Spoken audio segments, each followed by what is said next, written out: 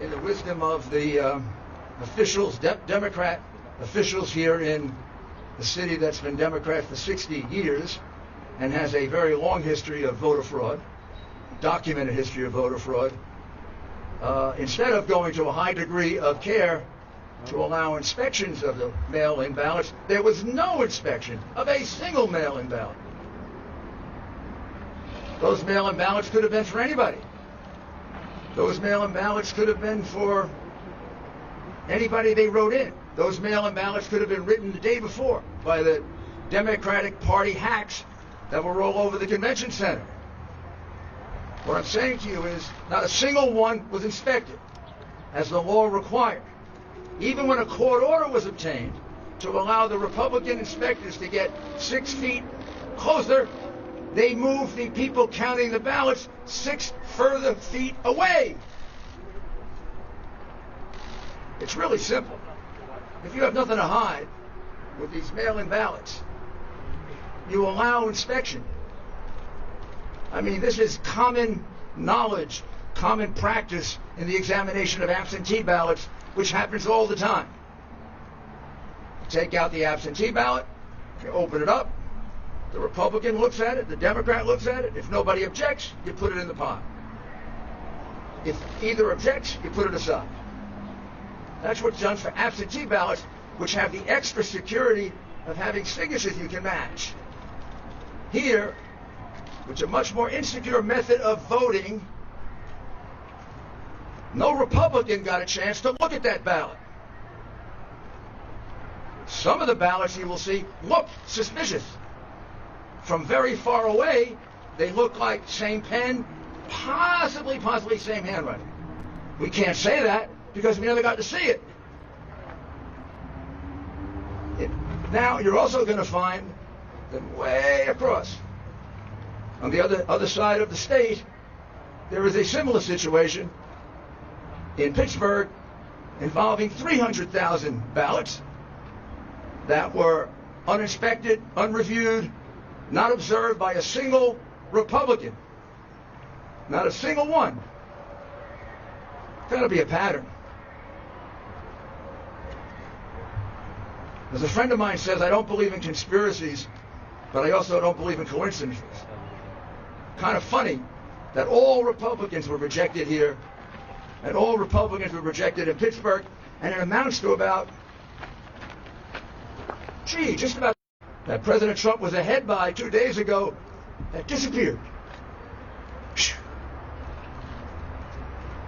And we have no way of knowing, because we were deprived of the right to inspect, if a single one of those ballots is legitimate. That is unheard of, it's illegal, it's unconstitutional, and we will be bringing an action challenging that. And I emphasize to you, it's only one of the many other infirmities in this election.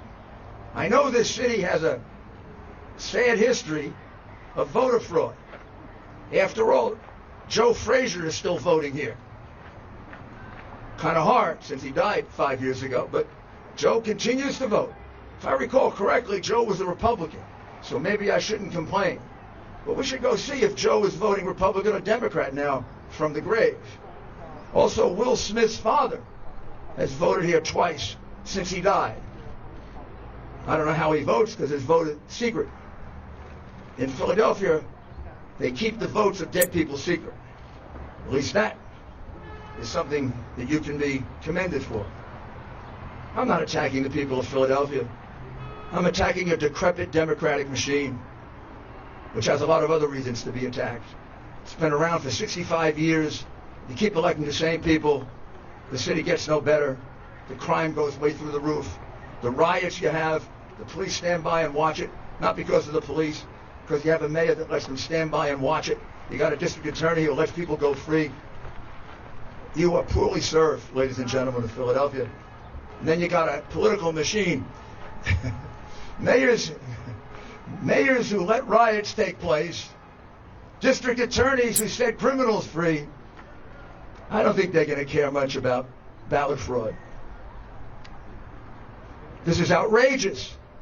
An enormously important contest with a very, very suspect method of voting, there was no security. Zero.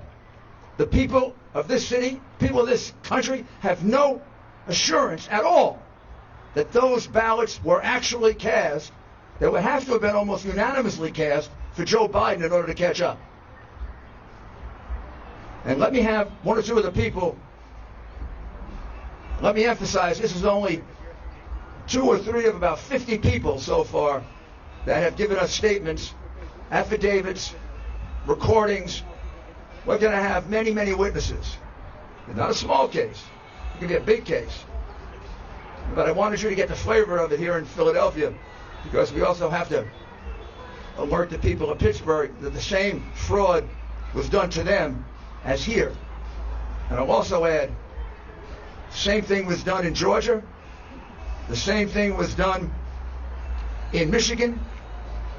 The same thing was done in North Carolina.